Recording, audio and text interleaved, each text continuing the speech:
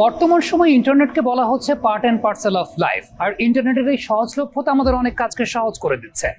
একদিক থেকে এর যেমন একটা পজিটিভ ইম্প্যাক্ট আছে, ঠিক তেমনিভাবে অনলাইনে হ্যারাসমেন্টের সংখ্যাও কিন্তু বৃদ্ধি পাচ্ছে।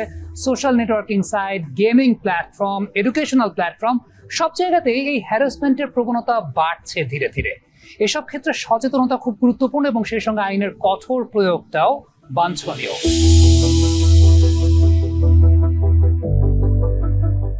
একটা সময় ছিল যখন আমরা দেখতে পারতাম যে বিভিন্ন ধরনের হ্যারাসমেন্টের শিকার করা হয়, কারো বাসের সিটে বা কোনো একটা স্কুল কলেজের দরজায় টয়লেটে কারো মোবাইল নাম্বার দিয়ে দেওয়া হতো। সেই ক্ষেত্রে দেখা যাচ্ছে যে সেই মানুষটাকে হয়রানি করা হতো।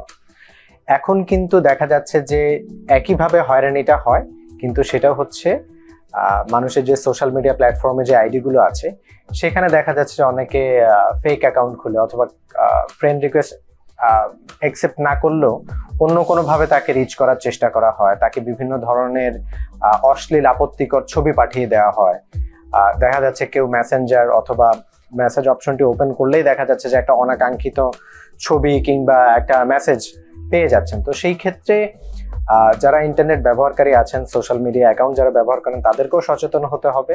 তারা প্রাইভেসি অপশনটা থেকে প্রাইভেসি সেটিংটা যদি তারা ঠিকভাবে করে নেন এবং ইন্টারনেট হ্যাকিং থেকে বাঁচার জন্য 2 ফ্যাক্টর অথেন্টিকেশন আছে, আরও বিভিন্ন ধরনের প্রাইভেসি এনশিওর করার জন্য যেই ব্যবস্থাগুলো সোশ্যাল মিডিয়া প্ল্যাটফর্ম অর্গানাইজেশনগুলো দিয়ে থাকে, এই বিষয়গুলো সম্পর্কে যদি ভালোভাবে সচেতন হতে পারে তাহলে কিন্তু এই ধরনের বিব্রতকর অবস্থা থেকে অনেকেই পরিত্রাণ পেতে পারে। এর পাশাপাশি আমাদের কিন্তু এই ধরনের সিচুয়েশন যখন কেউ ফেস করে তখন কিন্তু এর বিরুদ্ধে অনলাইনে জিডি করা যায় এবং সেই ক্ষেত্রে কিন্তু বাংলাদেশ আইন শৃঙ্খলা বাহিনী সেটার বিরুদ্ধে একটা ব্যবস্থা নিয়ে তাদেরকে সহযোগিতা করতে পারেন।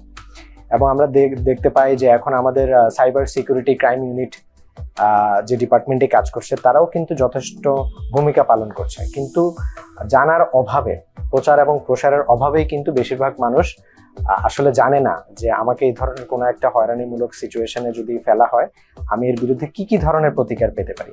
তো আমার মনে হয় এই বিষয়গুলো নিয়ে আমরা যত কথা বলবো, যত বেশি মিডিয়াতে এই বিষয়গুলো নিয়ে প্রচার হবে, মানুষ আরো বেশি সচেতন হবে।